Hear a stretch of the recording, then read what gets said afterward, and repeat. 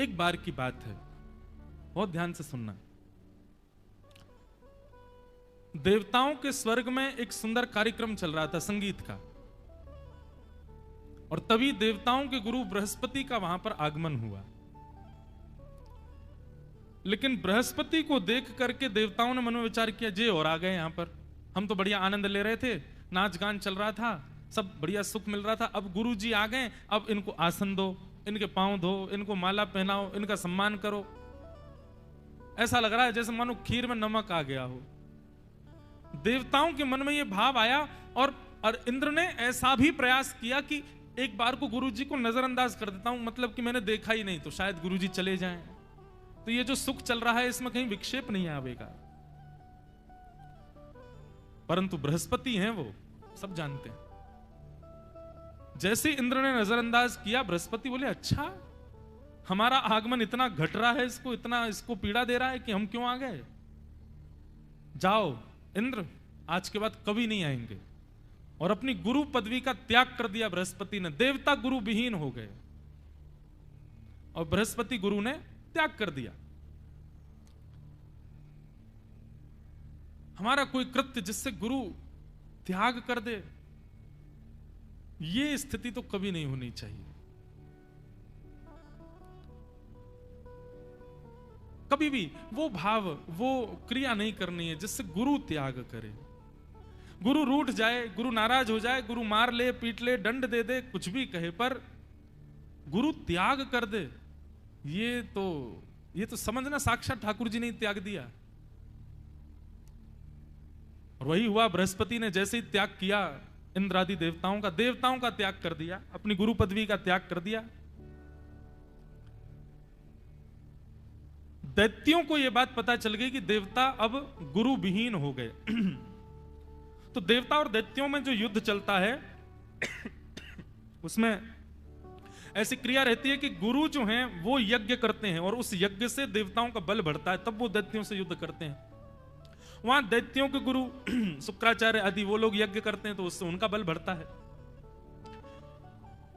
लेकिन अब दैत्य तो पूर्ण रूपेण गुरु विहीन हो गए हैं, देवता तो दैत्यों ने विचार किया, अब इनके गुरु तो है नहीं, युद्ध छेड़ दो, और इससे यही होगा कि देवता जो हैं वो हार जाएंगे।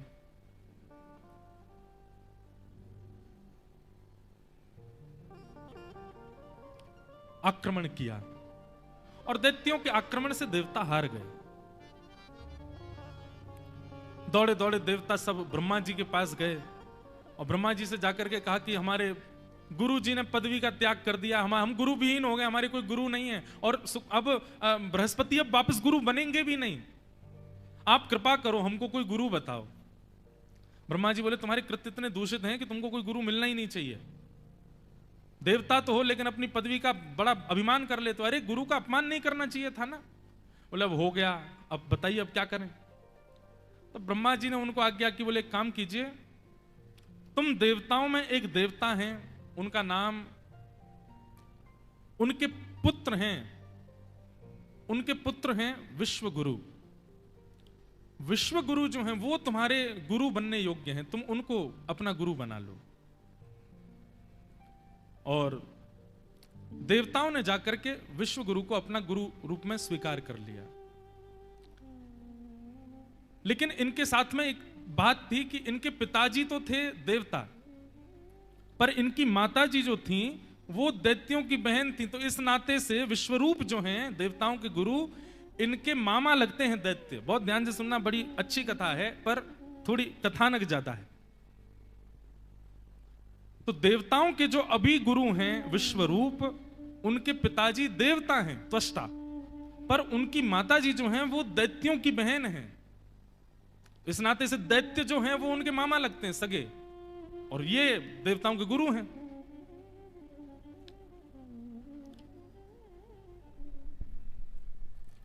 विश्वरूप देवताओं के नाम से यज्ञ करने लगे। देवताओं ने उनको गुरु अभिषिक्त करके गुरु पदवी पर बैठा दिया। अब विश्वरूप इतने तेजस्वी थे, बृहस्पति के समान ही थे वो। उनका यज्ञ करना प्रारंभ हुआ, देवताओं का पुनः बल बढ़ने लगा, और उन्होंने फिर से स्वर्ग पर अपना आधिपत्य जमा लिया। एक दिन दैत्यों ने मन में विचार किया, बोले कि कुछ भी हो, ये देवताओं का गुरु हमारा भांजा लगता है। मामा के प्रति भांजा का एक अलग स्नेह होता है, चलें थोड़ी बात तो करके आए। और एक दिन अवकाश पाकर के सारे दैत्य पहुंच गए विश्वरूप के पास, और विश्वरूप से जाकर के बोले, ए भाई तुम हमारे भांजे हो? बोले जी मामा जी। ठीक है, तुम हमारे शत्रुओं के गुरु बन गए हो, उनका बल बढ़ा रहे हो, लेकिन थोड़ी दया अपने मामा के ऊपर भी रखा करो। अब तुम देखो, तुम जिनका बल बढ़ाते हो वो आक्रमण तुम्हारे मामा पे ही करते हैं, तुमको ये सहन होता है? कल को तुम्हारी माता जी के भैया मर जाएं, बुरा नहीं लगेगा? विश्वरूप थोड़े भावुक हो गए, बोले अरे नहीं मामा जी, आप लोग तो सब मेरे बड़े प्रिय हैं। बोले लेकिन हमारी मृत्यु के लिए तो तुम ही यज्ञ करते हो ना, देवताओं का बल बढ़ाते हो। बोले वो उसका मैं क्या करूं, मैं उनका गुरु हूं।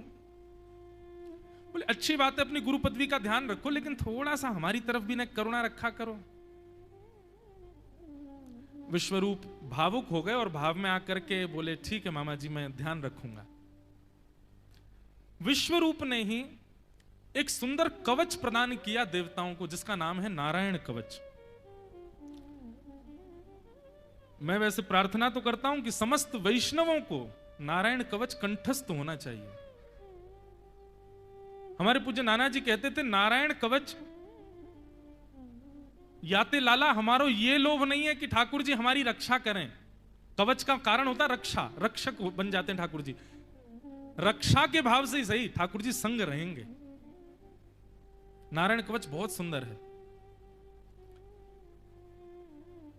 महाराज जी, मेरे पूजा क्रम में, सेवा क्रम में मैं ज्यादा पाठ नहीं करता।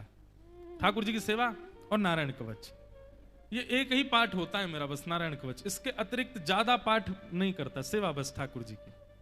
और कभी पाठ करना हो तो भागवत जी के श्लोकों का ही कर लें, लेकिन नारायण कवच तो नित्य रोज होगा। रोज गोदावरी जी में भी जितनी बार स्नान होगा उतनी बार कंठ भर गोदावरी जी में खड़े होकर नारायण कवच। बहुत सुंदर है, और इतना इसका साक्षात अनुभव किया है। कितनी विषम परिस्थितियों में, कैसी स्थितियों में लगता है ऐसा कि ठाकुर जी संगी खड़े हैं बिल्कुल, और बुद्धि विवेक देकर के कह रहे हैं कि ऐसा करो, निकलो यहां से। नारायण कवच, दत्त भगवान कृपा करेंगे। मेरी तो बहुत दिनों से मैंने कह रखा है कि मुझे नारायण कवच गा करके मैं डलवा दूं, ताकि सब इसको सुन सुन के याद कर लें और कंठस्थ कर लें। नारायण कवच लाभकारी कब होता है? जब वो आपके कंठ में स्थित हो, आपको याद हो। आपके नाम से कोई नारायण कवच कर दे या कोई बोल दे, आप पाठ करवा दो, उससे उतना लाभ नहीं। नारायण कवच का सबसे ज्यादा लाभ तब जब वो आपके कंठ में विद्यमान हो। इतने सुंदर भाव है महाराज जी। जब जल में जाओ तो जलेषु माम रक्षतु मत्समूर्ति, यादो गणेभ्यो वरुणस्य पासात्, स्थलेषु मायावटु मामनुव्यात्र विक्रम खेवतु विश्वरूप। जब मैं जल में जाऊं तो हे नाथ मेरी मत्स्य बन करके रक्षा करना। जब मैं वन में जाऊं तो आप राम रूप धारण करके मेरे साथ रहना। आदि आदि इसमें इतने सुंदर भाव हैं नारायण कवच में। तो नारायण कवच प्रदान किया विश्वरूप ने देवताओं को, और देवता इस नारायण कवच के प्रभाव से अब प्रसन्नता से विचरण करते हैं, कोई दिक्कत नहीं है उन लोगों को। लेकिन विश्वरूप एक दिन अपने मामा के लोभ में आकर के उन्होंने गलती कर दी, और वे यज्ञ में बैठ करके देवताओं का तो बल बढ़ा ही रहे थे, लेकिन देवताओं के साथ साथ दैत्यों का भी बल बढ़ाने का कार्य कर, उनके नाम की आहुति भी दे रहे थे। और संभवतः उसी दिन इंद्र के मन में इच्छा प्रकट हुई कि मैं अपने गुरुदेव को प्रणाम करने जाऊं। और जैसे ही इंद्र प्रणाम करने के लिए प्रकट हुआ तो उसने देखा कि विश्वरूप गुरुजी यज्ञ कर रहे हैं, और हवन में इंद्र का, सूर्य का, अग्नि का, चंद्रमा का, देवताओं का बल बढ़ाने के लिए आहुति डाल रहे हैं। लेकिन ये क्या, देवताओं की आहुति डालते डालते बीच में धीरे से बोल देते हैं, दैत्यों की भी आहुति डाल देते हैं, उनका भी बल बढ़ा रहे हैं। इंद्र समझ गया, बोले कि इनके मामा लगते हैं ना सारे दैत्य, इसलिए ये कर रहे हैं। लेकिन इंद्र की गलती है कि उस समय अपने क्रोध को वश नहीं किया और तलवार निकाल करके सीधा प्रहार किया, गुरु का सर धड़ से अलग कर दिया, मार दिए जान से। और गुरुवध होते ही इंद्र को ब्रह्म हत्या लग गई। ब्रह्म हत्या और गुरु हत्या दोनों का दोष लगा इंद्र को। अब इंद्र स्वर्ग के राजा नहीं बन सकते, स्वर्ग पर अधिपति नहीं बन सकते। और इंद्र यदि स्वर्ग में नहीं गए, इंद्र यदि राजा पदवी पर जाकर के नहीं बैठे, फिर से दैत्य आक्रमण करेंगे और स्वर्ग छीन लेंगे। क्या करें? इंद्र बड़े परेशान, मुझसे बहुत बड़ी गलती हो गई। तब इंद्र ने कहा, यदि कोई 4 लोग मेरे ब्रह्म हत्या को अपने ऊपर लेंगे तो मैं उनको 4 वरदान दूंगा। तब सबसे पहले इंद्र की ब्रह्म हत्या को अपने ऊपर स्वीकार किया वृक्षों ने। वृक्षों ने ब्रह्म हत्या को अपने ऊपर लिया। 4 भागों में ब्रह्म हत्या बांटी गई। सबसे पहले वृक्षों ने लिया। तो वृक्षों के पत्ते तोड़ने पर या कहीं से भी जब वो श्वेत दुग्ध जैसा प्रकट होता है, उसको ब्रह्म हत्या का स्वरूप माना जाता है। कई जगह औषधि के रूप में प्रकट हो जाए, उसका प्रयोग हो, वो अलग विषय है, पर उसका स्पर्श करते ही स्नान करना चाहिए। वो ब्रह्म हत्या का दोष है। और वृक्षों को इंद्र ने वरदान दिया कि मैं वरदान देता हूं कि आपको कोई कहीं से भी काट दे, आप पुनर्प्रकट हो जाओगे। इसलिए वृक्ष पर यदि आप बीच से अलग कर दो, जलाशय पड़ जाए, थोड़ा भी अंश यदि बच जाए, तो वृक्ष पुनर्प्रकट हो जाता है। ब्रह्म हत्या का दूसरा दोष अपने ऊपर लिया जलाशय ने। तो जल में उत्पन्न होने वाला फैन, जो झाग है, वो ब्रह्म हत्या का दोष है। और जल को वरदान देते हुए इंद्र ने कहा कि आपको मैं वरदान देता हूं, आप कभी किसी का रूप बिगाड़ोगे नहीं, सबका रूप बनाओगे। जिसमें भी आपको मिश्रित किया जाएगा वो और उसका रूप निखर आएगा। चाहे वो सामग्री हो, चाहे वो सब्जी हो, चाहे वो पहनने की वस्तु, हर वस्तु का रूप सुंदर बनाने का कार्य आपका। वस्त्र मैले हो जाएं, पानी में धो दो, ठीक हो जाएंगे। व्यक्ति मैला हो जाए, पानी में धो दो, ठीक हो जाए। कोई भी वस्तु अपवित्र को पवित्र करने का वरदान मैं आपको प्रदान करता हूं। तीसरा ब्रह्म हत्या का दोष लिया मातृशक्ति ने अपने ऊपर, जिसके कारण रजस्वला भाव आता है। और उनको वरदान दिया इंद्र ने कि आपको एक वरदान है कि आप या तो वाणी से या अपने भाव से या किसी भी प्रकार से आप किसी को भी अपनी बात के वश में कर सकते हैं। वशीकरण की विद्या मैं आपको प्रदान करता हूं। अपने कोई भी कार्य मनवाने हो आप कर सकते हैं। ये इंद्र का वरदान है माताओं को। बालक नहीं मान रहा हो, मां थोड़ा सा भाव में आके बोल देती, तुरंत मान जाता है, हाँ ठीक है मां मैं कर देता हूं। पति नहीं मान रहा हो, थोड़ा सा बस भावुक हो जाए, तुरंत मान जाते हैं। तो मनाने की ये वरदान है इंद्र का। और चौथा ब्रह्म हत्या का दोष अपने ऊपर लिया पृथ्वी ने। तो पृथ्वी में जहां कहीं भी रक्त वर्ण की बालुका का दर्शन होता है, उसको ब्रह्म हत्या का दोष माना गया। और पृथ्वी को वरदान देते हुए इंद्र ने आज्ञा कर दी कि मैं आपको वरदान देता हूं, कोई कितना भी गहरा गड्ढा आपके अंदर कर दे, आप स्वयं उससे भर जाओगी, कभी भी गड्ढा नहीं रहेगा आप में। इसलिए पृथ्वी सदैव बदलती रहती है, कभी ऊंची कभी नीचे हो जाती है, अपने आप ही स्वतः गुण है उसका। इस प्रकार 4 जगह ब्रह्म हत्या का दोष विभाजित हुआ। और उस ब्रह्म हत्या का दोष जैसे ही अपने ऊपर सबने लिया, इंद्र ब्रह्म हत्या से विहीन हो गए। इंद्र जाकर के पुनश्च स्वर्ग की राज्य गद्दी पर बैठ तो गया, लेकिन विश्वरूप गुरु के पिता, वो भी तो देवता हैं, त्वष्टा, उन्होंने मन में विचार किया, ये इंद्र कितना निष्ठुर है, मेरे पुत्र को मार दिया और उसके बाद अपने ऊपर लगे ब्रह्म हत्या के दोष को 4 जगह बांट दिया, उनको वरदान का प्रलोभन देके, और फिर से बैठ गया। कितना राज्य गद्दी का लोभ है इसको।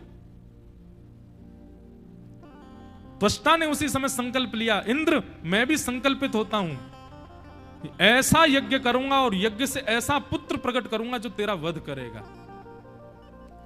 और त्वष्टा ने जाकर के यज्ञ किया। बस यज्ञ में जिस मंत्र का उच्चारण करना था, उस मंत्र का भाव यह था कि इंद्र का शत्रु प्रकट हो, इंद्र को मारने वाला हो, परंतु उसमें कुछ अनस्वार या फिर किसी मात्रा की कमी होने के कारण इंद्र का शत्रु पुत्र तो उत्पन्न हुआ, पर इंद्र से मरने वाला हुआ, इंद्र को मारने वाला नहीं हुआ। इंद्र से मरने वाला पुत्र उत्पन्न हुआ, उसी का नाम है वृत्रासुर।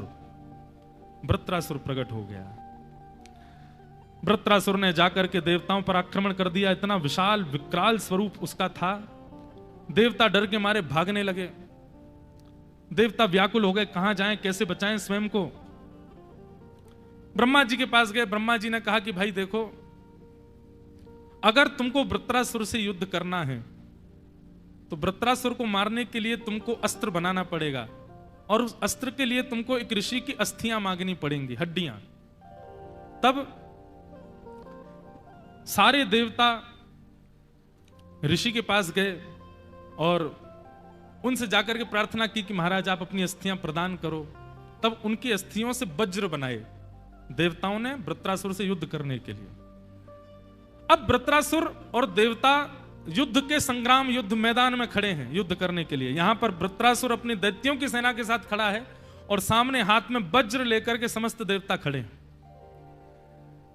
वज्रों को देखकर के वृत्रासुर कहता है कि मैं जानता हूं कि मेरी मृत्यु निश्चित है, मैं जानता हूं इंद्र तुम मुझे मार दोगे, पर मैं फिर भी युद्ध करूंगा तुम्हारे साथ। क्यों? क्योंकि तुम महाअपवित्र हो, तुमको ब्रह्म हत्या भी लगी है, तुमको गुरु हत्या भी लगी है, मेरे भाई को तुमने मार दिया। मैं तुमसे युद्ध तो करूंगा, भले ही तुम मुझे मार दो, तुम मार दोगे क्योंकि नारायण कवच है तुम्हारे पास, लेकिन मैं युद्ध से पहले ठाकुर जी से कुछ विनती करना चाहता हूं, भगवान की स्तुति गाना चाहता हूं। और यहां पर वृत्रासुर ने भगवान की स्तुति गाई है। पूरी कथा सुनाई वृत्रासुर के प्रादुर्भाव की, परंतु अब भाव पूर्णतः परिवर्तित कर लीजिए। यह परम भागवत है वृत्रासुर। श्रीमद् वल्लभाचार्य जी महाराज कहते हैं, जिसको अपने जीवन में ठाकुर जी की प्राप्ति करनी हो, वृत्रासुर के इन 4 श्लोकों को कंठस्थ याद करके नित्य पाठ करना प्रारंभ कर दे, और केवल पाठ ही ना करे, वृत्रासुर जो भाव यहां कह रहा है उसको जीवन में उतारे। बीच युद्ध मैदान में खड़ा है वृत्रासुर, जिस युद्ध मैदान में अपने शत्रु के भय से कोई व्यक्ति बोल नहीं पाता, वहां पर वृत्रासुर भगवान का स्मरण कर रहा है और वृत्रासुर स्तुति गाता है। ये 4 श्लोक हैं, बहुत ध्यान से सुनिएगा। सबसे पहले, वैसे तो वृत्रासुर ने करीब 15-16 श्लोकों में स्तुति गाई है, पर वैष्णवों ने, आचार्यों ने इसके द्वारा गाए गए अंतिम श्लोकों को, 4 श्लोकों को प्रधान बताया। बहुत ध्यान से सुनना। वृत्रासुर कह रहे हैं, अहम हरे तब पादैकमूल दासानुदासो भवतास्म भूयः मनस्मरेता सुपतेर्गुणांस्ते गृणीतवा कर्म करो तुकाय। वृत्रासुर कह रहे हैं, नाथ अहम हरे तब पादैक मूल, नाथ मुझ पर एक अनुग्रह कर दीजिए। भगवान बोले, क्या अनुग्रह करूं? बोले, आपके चरणों के मूल में जो आपके दास बैठे हैं, उन दासों के चरणों में जो उनके दास बैठे हैं, उनके दासों के चरणों में जो उनके दास बैठे हैं, ऐसे आपके दासों के दासों के दासों के चरणों का मैं दास बन जाऊं, ये कृपा मुझ पर कर दो। बंधुओं, इसको कहते हैं प्रपन्नता। वृत्रासुर सीधे ठाकुर जी के चरणारविंद नहीं मांग रहा है। वृत्रासुर कह रहा है, नाथ मुझे वियोगात्मिका भक्ति चाहिए, मैं प्रत्यक्ष आपके चरणों में रहूंगा तो आपका संयोग हो जाएगा, और संयोग होगा तो आपके विरह में मैं विकल नहीं हो पाऊंगा, मैं विलाप नहीं कर पाऊंगा। इसलिए नाथ मुझे आप नहीं चाहिए, आपके चरणों के जो दास हैं, उन दासों के चरणों के जो दास हैं, उनके दासों का मुझको दास बनाइए, इतनी दूरी रखिए मुझसे। अद्भुत है वृत्रासुर की स्तुति। दासानुदासो भवतास्म भूयः, मुझे आपके चरण नहीं चाहिए भगवान, आपके दासों के दासों का दास मुझको बना दो। ठाकुर जी बोले, क्यों? सीधे हमारे चरणारविंद मांग लो, सीधे हमको ही मांग लो, हमें कोई कमी नहीं। नाथ आप में कमी नहीं है, मुझे खुद पर विश्वास नहीं है, आप तो श्रेष्ठ हो, पर मुझे मेरे पर विश्वास नहीं है, मैं अधम प्राणी हूं। कहीं आप सहजता से मुझे मिल गए और मैंने आपका मूल्य नहीं समझा तो नाथ मुझे बहुत पछतावा होगा। इसलिए आप मुझे मत मिलिए, मुझे विरह व्याकुल होने दीजिए, मुझे दूर पटक दीजिए अपने दासों के चरणों में। मैं वहां रह करके आपकी भक्ति कर लूंगा। और नाथ इसके पीछे मेरा एक और कारण है। क्या? मैं यदि आपका भक्त बना तो आप प्रसन्न होगे, पर यदि आपके भक्तों का भक्त बना और उनके भक्तों के भक्तों का भक्त बना तो जिस प्रकार एक पुत्र के जन्म लेने पर पिता प्रसन्न होता है, पर पौत्र के जन्म लेने पर, पुत्र के जन्म लेने पर वो अति आनंदित हो जाता है। पर कभी कभी पुत्र के पुत्र का भी पुत्र जन्म ले ले और दादा जिंदा हो, पर पौत्र जन्म ले ले तो उस पर बाबा की प्रसन्नता का कोई ठिकाना नहीं होता। सोने की सिद्धि चढ़ते हैं हमारे भारत में, पर दादा यदि बन जाएं तो। नाथ, मैं आपको प्रसन्न नहीं, मैं आपको अति प्रसन्न नहीं, मैं आपको अतिशय प्रसन्न करना चाहता हूं। इसलिए मैं आपके चरण नहीं, आपके दासों के दासों के दासों के चरण चाहता हूं। नाथ, मुझ पर कृपा कर दो, मैं आपके दासों का दास बन जाऊं। जाको मन भक्तन की सेवा, संत चरण रज सदा लुभाने। संतन में मति संतन में गति, हरि जन संगे हरि उर आने। गिरधर जब अपनों करे जाने, गिरधर जब अपनों करे जाने। ठाकुर जी किसी को अपनाते हैं कब? जब कोई दासों का दास बनता है। नाथ, सबसे पहला अनुग्रह तो मुझ पर आप ये कर दीजिए कि आपके दासों के दासों का दास मैं बन जाऊं। भगवान बोले चिकनी चुपड़ी बात तुम इसलिए कर रहे हो ताकि तुमसे प्रसन्न होकर के मैं तुमको कोई राज्य पदवी दे दूं। जैसे ध्रुव को ध्रुवलोक दे दिया, ऐसे तुम चाहते हो तुमको भी कोई वृत्त लोक दे दूं मैं, हैं? एक वृत्त लोक बना करके तुमको दे दूं, इसलिए ऐसी बातें कर रहे हो ना। ये चिकनी चुपड़ी बातें मुझे सब समझ में आती हैं तुम भक्तों की। वृत्रासुर कहता दूसरी बात सुनिए भगवान, मुझे आपसे कुछ भी नहीं चाहिए कि न नाक पृष्ठम न च पारमेष्ठम न सार्वभौमम न रसाधिपत्यम न योग सिद्ध अपुनर्भवम वा। क्या चाहिए? समंजसत्वा विरहई आकांक्षे। वृत्रासुर कहते हैं नाथ, मेरी चिकनी चुपड़ी बात लग रही है आपको? लिख लीजिए, ननाक पृष्ठम न चपारमेष्ठम न सार्वभौमम न रसाधिपत्यम। ना मुझे इंद्र की पदवी चाहिए, ना मुझे ब्रह्मलोक चाहिए, ना मुझे रसातल का राजा बनना है, ना मुझे आपके द्वारा प्रदत्त किसी भी पृथ्वी के किसी भाग का राजा बनना है। मुझे कुछ भी नहीं चाहिए आपसे। हां, एक वस्तु चाहिए। क्या? समंजसत्वा विरहई आकांक्षे। यदि आप देना चाहते हैं तो एक चीज दे दीजिए। क्या? मैं आपको पुकारूं, मैं आपको याद करूं, आपके भाव में विकल होकर के आपको पुकारने लग जाऊं, अपनी छाती को रिगड़ करके कहूं नाथ मिल जाइए, मुझे आपकी बहुत स्मृति हो रही है, बस आप उस समय मेरा वरदान पूर्ण करना। भगवान बोले क्या? आना मत मेरे पास, मुझे मिलना नहीं, आप मुझे तड़पने देना, मुझे रोने देना, मुझे व्याकुल होने देना, लेकिन दिखना नहीं मुझको। क्योंकि नाथ, मिलन में प्रेम क्षीण होता है, व्याकुलता में प्रति क्षण प्रेम बढ़ता है, और मैं उदयमान प्रेम करना चाहता हूं आपसे। क्षीण होने वाला प्रेम मुझसे नहीं हो पाएगा आपके प्रति। आप कहीं मिल गए, आप कहीं दिख गए तो मेरा प्रेम कम हो जाएगा। भगवान बोले कैसे कम हो जाएगा? देखिए, मैं आपको देखते देखते अगर मेरी पलकें झपक गई तो इसका मतलब क्या है? पलक झपक रही है मतलब मैं ऊब रहा हूं। आपको देखते देखते यदि मेरा मन कर रहा है कि मैं उठ के खड़ा हो जाऊं, मतलब एक स्थिति में नहीं हूं, तो इसका मतलब मैं ऊब रहा हूं। इतना भी मुझसे सहन नहीं हो पाएगा। इसलिए नाथ, जिससे प्रेम बढ़े मुझे वो चाहिए, जिससे प्रेम कम हो मुझे नहीं चाहिए। संयोग में प्रेम कम होता है, मुझे संयोग बिल्कुल नहीं चाहिए। नाथ, आप तो मुझे विरह दीजिए। समंजसत्वा विरहई आकांक्षे। हमारे वृंदावन में राधा वल्लभ संप्रदाय की एक सखी हुई, भोरी सखी। भोरी सखी कहती हैं,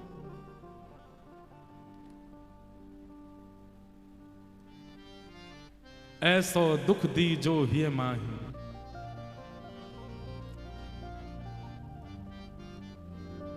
बिनु पद कंज छटा दृग देखे कोई सुहावे नाही,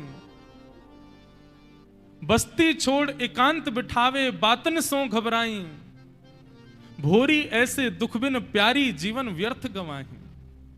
भोरी सखी कहती हैं, हे श्यामाजू एक विरह हमको जीवन में दे दो। बोले क्या?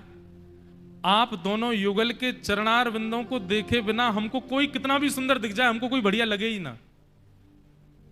बिन पदकंज छटा दृग देखे कोई सुहावे नाही। दूसरा दुख, बस्ती छोड़ एकांत बिठावो, हमारी बस्ती छुड़वा देना, भीड़ से हमको दूर कर देना, एकांत बिठावो, बातन सो घबराही, बातों से भय लगा करे, हरी चर्चा में ही मन लगे, बस ऐसा दुख दे दो। भोरी ऐसे दुखविन प्यारी जीवन व्यर्थ गवाही, जिसके जीवन में ऐसा दुख नहीं है, ऐसा संकट नहीं है, ठाकुर जी से मिलन की व्याकुलता नहीं है, उसने अपना जन्म लेकर के भी उसको व्यर्थ गवा दिया। भीष्म वृत्रासुर कहते हैं, नाथ मुझे विरह दे दो, मुझे व्याकुल कर दो।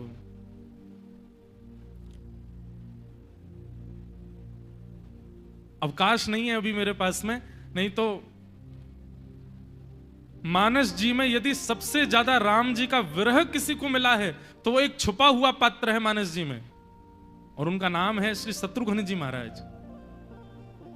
उनको सबसे ज्यादा विरह मिला है, इसीलिए हमारे रामानु संप्रदाय में श्री वाल्मीकि रामायण की टीकाकार करते हुए श्री गोविंदराज स्वामी जी महाराज कहते हैं, सबसे श्रेष्ठ भक्ति यदि रामचरितमानस में वाल्मीकि रामायण में किसी की है तो वो शत्रुघ्न जी महाराज की है।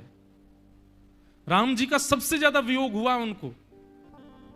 कल यदि अवसर मिलेगा तो मैं श्री शत्रुघ्न जी के विषय से ही कथा प्रारंभ करूंगा। विरह का भाव,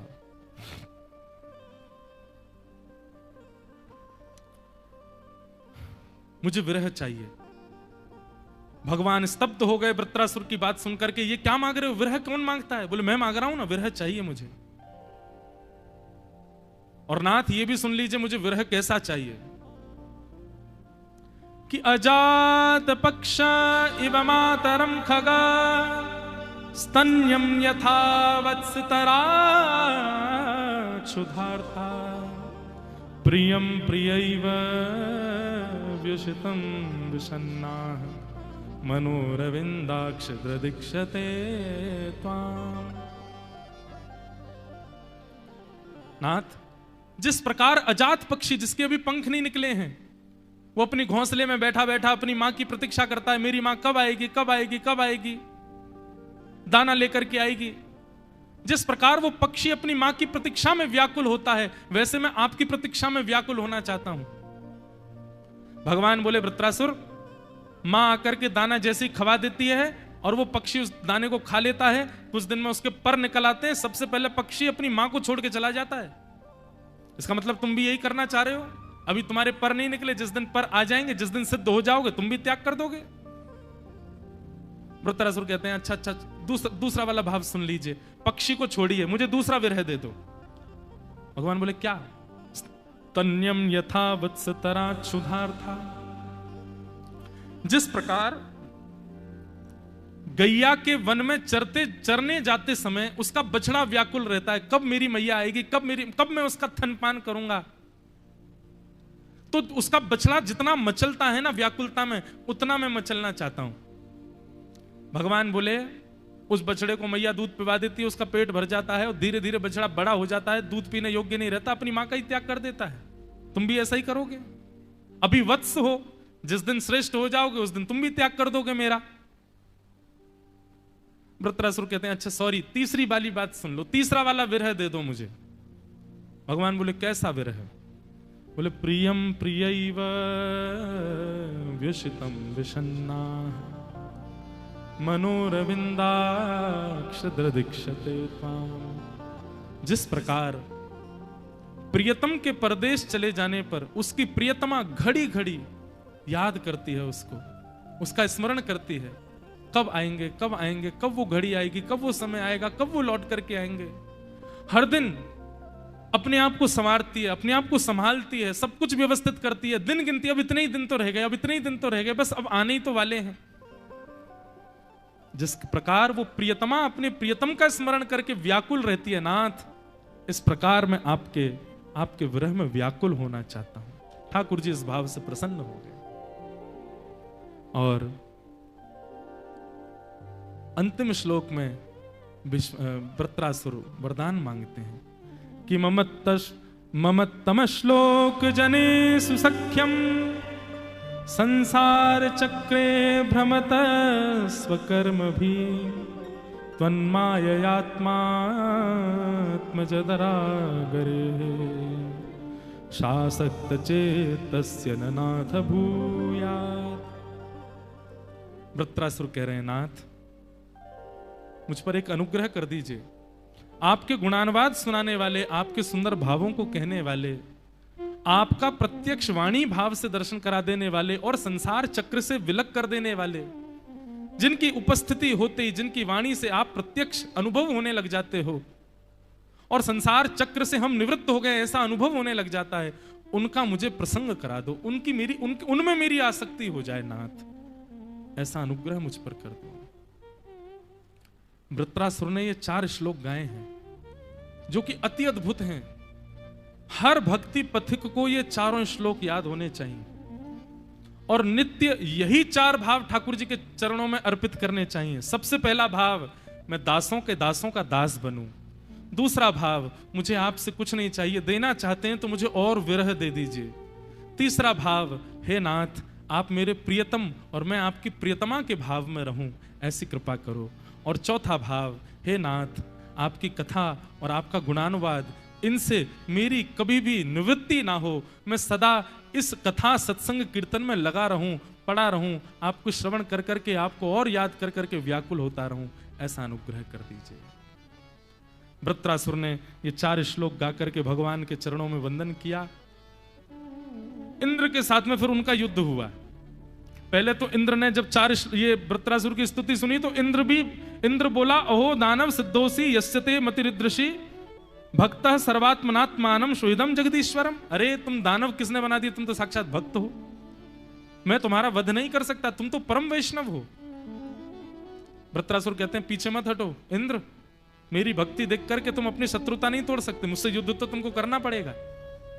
और ना चाहते हुए भी इंद्र ने वृत्रासुर के साथ युद्ध किया। बोले मैं इतना बड़ा भक्त, इसको कैसे मार सकता हूं, पर वृत्रासुर ने ही कहा कि मुझसे युद्ध तो करना पड़ेगा, कायरों की तरह भागो मत। और इंद्र ने वृत्रासुर के साथ युद्ध किया। 100 वर्षों तक युद्ध चला। 100 वर्ष के पश्चात वृत्रासुर के गले पर प्रहार किया वज्र का। वृत्रासुर के भीतर से एक दिव्य तेज प्रकट हुआ और वही वृत्रासुर का जो जीव उनके चित्त में विराजमान था, भगवान प्रत्यक्ष प्रकट हो गए और प्रकट होकर के वृत्रासुर के तन से निकलने वाले वृत्रासुर की आत्मा को ठाकुर जी ने अपने हृदय में अवस्थित कर लिया। बोलो भक्तवत्सल भगवान की। ये हमारे ब्रज के संत तो कहते हैं इनको वृत्रासुर मत कहो, ये असुर नहीं है, ये भक्त वृत्त हैं, परम वैष्णव परम भागवत वृत्रासुर। ये पूर्व जन्म में चित्रकेतु नाम के राजा थे। इनके पूर्व जन्म की कथा भी है, वो हम लोग कल सुनेंगे बड़े भाव से। और अब